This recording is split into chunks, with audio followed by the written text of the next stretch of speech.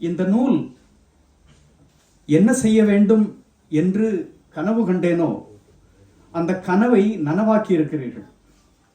இங்கு பேசிய உரையாளர்கள் அதை குறிப்பிட்டு சொன்னார்கள். முதற்படியாக உங்களுடைய அன்பு மிகுதியினால நான் ஒரு புத்தகத்தை பெருசா எழுதிட்டேன், செய்துட்டேன், அந்த மாதிரி எல்லோரும் சொன்னாலும் அடக்கம் கருதி தன்னடக்கம் கருதி என்றில்லாமல் ஒரு உண்மையை சொல்லியாக வேண்டும். இந்த நூல் முழுக்க முழுக்க தமிழக நெய்தல் நிலத்தின் குரல். அந்த குரலுக்கு நேர்மையாக நான் இருந்திருக்கிறேன் என்பதை நீங்கள் ஒப்புக்கொண்டதாகவே நான் இந்த இந்த இந்த பாராட்டு உரைகளை கருதுகிறேன். அதற்கு மேல பாளைய அண்ணன் பேசின மாதிரி பாளையம் அண்ணனை போன்ற மூத்த மீனவர்களை, பாரம்பரிய மீனவர்களை தேடி தேடி அலைந்தேன். அவங்களோட உட்கார்ந்து நான் உரையாடி இருக்கிறேன். நான் படித்த அறிவியல், பெற்ற பட்டம், வகித்த பதவி எல்லாவற்றையும் ஒரு சட்டையை கழட்டி எறிகிற மாதிரி அதை வீட்டில் விட்டுட்டு தான் கடற்கரைக்கு போனேன். ஒன்றும் அறியாத ஒரு சிறு குழந்தை தன்னுடைய அம்மாவின் முந்தானையை பிடித்துக்கொண்டு எம்மா அது என்னம்மா இது என்னம்மா என்று தொந்தரவு செய்வது போல அந்த ஒரு குழந்தையின், மாணவனின் எளிமையோடு தான் நான் கடற்கரைக்கு போனேன். கடற்குடிகள் பேசிய போது கடல் என்னிடம் பேசியது போல இருந்தது. கடல் பேசும்போது யாரும் அதை கவனிக்காம இருக்க முடியாது. ஒரு பெரும் வாழ்வை வாழ்ந்த கடற்குடிகள், ஒரு பெரும் பண்பாட்டு வரலாற்று பின்னணிக்கு சொந்தக்காரர்களாக இருக்கின்ற கடற்குடிகள் இன்று இருக்கின்ற நிலைமை என்ன என்பதை அவர்களுக்கு சொல்லவும், அவர்களின் சார்பில் மற்றவர்களுக்கு சொல்லவும் நான் முயற்சி செய்தேன். அதை செய்யறதுக்கான மொழி என்கிட்ட கிடையாது. நான் ஒரு தமிழ் புலமையாளன் அல்ல. அறிவியல் கட்டுரைகள் பன்னாட்டு ஏடுகளிலும் தேசிய ஏடுகளிலும் எழுதி கொண்டிருந்த நான் அதையெல்லாம் ஒரு புறமா ஒதுக்கி வைத்து விட்டு, வரிதையா நீ செய்ய வேண்டிய வேலை வேற ஒண்ணு இருக்குது. அறிவியலை மற்றவர்கள் பார்த்துக் கொள்வார்கள், சூழலியலை மற்றவர்கள் எழுதி கொள்வார்கள், சமயத்தை சமய தலைமைகள் பார்த்துக் கொள்ளும்.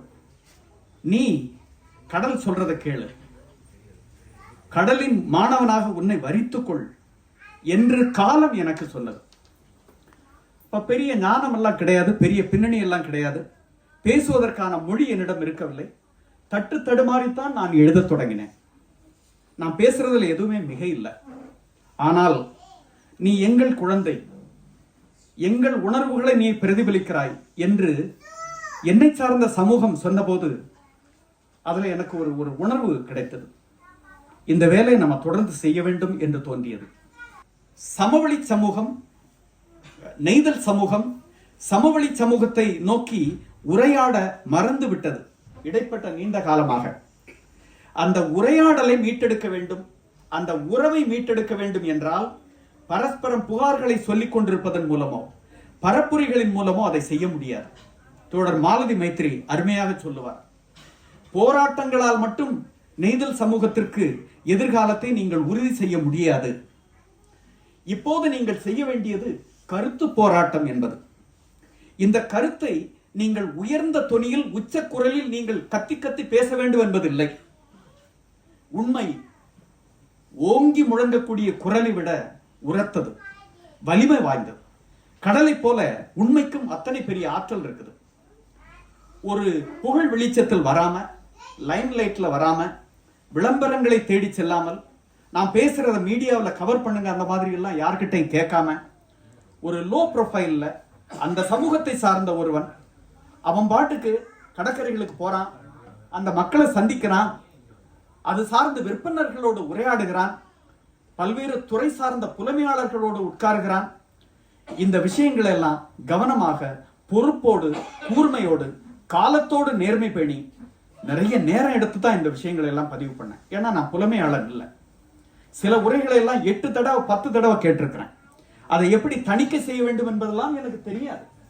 அதனால நான் மீனவர்களை பிரதிபலிக்கக்கூடிய இந்த கருத்துகளில் பிழை ஏதும் நேர்ந்துவிடக்கூடாது என்பதில் ஒரு அச்சத்தோடும் மிக அதிகமான கவனத்தோடும் நான் தொடர்ந்து செயல்பட்டேன். எனவே இன்றும் சொல்லுகிறேன், ஒரு மாணவனின் போதாமையோடு எளிமையோடு தான் உங்க முன்னால நிற்கிறேன். நிறைய புத்தகங்கள் எழுதினேங்கிறதெல்லாம் ஒரு விஷயமே இல்லை. இன்னைக்கு நான் எழுதுவதை விட கடல் பேச வேண்டும், கடலை சார்ந்து வாழுகின்ற மக்களின் குரல் சமவெளி நிலத்தை நோக்கி திரும்ப வேண்டும் என்கிற ஒரு விஷயம் கடலம்மா பேசுற கண்ணு புத்தகத்தை எழுதின போது எனக்கு கிடைத்தது. அந்த தொடர் தமிழ் இந்துவில் தொடராக வந்து கொண்டிருந்த போது எனக்கு 2 விதமான பிரதிவினைகள் கிடைத்தது. கடற்கரையிலிருந்து நிறைய நண்பர்கள் வந்து மின்னஞ்சல்ல பேசிக் கொண்டிருந்தார்கள். ஐயா, எங்க பழைய வாழ்க்கையை பார்க்கிற மாதிரி இருக்கு அப்படின்னு. நொஸ்டால்ஜியா என்று சொல்லுவோம் அல்லவா? மீனவர்களுக்கு எதிர்காலத்திற்கான ஒரு நம்பிக்கையை கொடுக்க வேண்டும் என்றால் அவர்கள் வாழ்ந்த வாழ்க்கையை அவர்களுக்கு நினைவுபடுத்த வேண்டும் என்று பேராசிரியர் பாத்திமா பாபு அவர்கள் சொன்னார்கள். நான் வாழ்ந்த வாழ்க்கை என்னவாக இருந்தது என்பதை நான் நினைவுபடுத்திக் கொண்டால், யாராவது எனக்கு நினைவூட்டினார்கள் என்றால் அந்த வாழ்க்கையை நான் எப்படி இழந்து போனேன் என்று யோசிக்க தொடங்குவேன். இழந்த வாழ்க்கையை மீட்டெடுப்பதற்கு நான் முயற்சி செய்வேன். எந்த ஒரு ஒடுக்கப்பட்ட சமூகமும் அரசாங்கத்தை எதிர்த்தோ, பிற சாதிகளை எதிர்த்தோ, பிற சமூகங்களை எதிர்த்தோ போராட்டம் நிகழ்த்தி தன்னை உயர்த்தி கொள்ள முடியாது. அங்கு நிகழ வேண்டியது உள்முக தேடல், உள்மோதல்களை கையாண்டாக வேண்டும். நான் சில நேரம் பேசியிருக்கிறேன். மீனவர்களுக்காக இன்று பலரும் பேசுகிறார்கள், பரபரப்பாக பேசுகிறார்கள். மீனவர்களோடு யார் பேசுவது என்பது இன்று அது ஒரு நூலின் வடிவத்திற்கு வந்திருக்கிறது என்றால் ஒரு வகையில் இது ஒரு துணிச்சலான முயற்சி. இந்த மாதிரி ஒரு பெரிய புத்தகத்தை யாரும் விரும்பி வாங்க மாட்டாங்க. ஏற்கனவே ஒரு 390 பிரதிகள் வந்து தமிழகம் முழுவதும் போயிருக்கிறது. வழக்கறிஞர்கள், லா காலேஜ் ப்ரொஃபசர்ஸ் நிறைய பேர் இந்த பிரதியை வாங்கினாங்க. எனக்கு புரியல. லா காலேஜ் ப்ரொஃபசர்ஸ் நிறைய பேர் வாங்கினாங்க, செயல்பாட்டாளர்கள் வாங்கினாங்க, தமிழ் ஆய்வாளர்கள் நிறைய பேர் வாங்கினாங்க, ஆய்வு மாணவர்கள் வாங்கினாங்க. சமவெளியில் அந்த நூலுக்கான ஒரு முக்கியத்துவம் எப்படி வந்தது என்று பார்க்கும்போது இது மீனவர்களின் குரல் என்பது.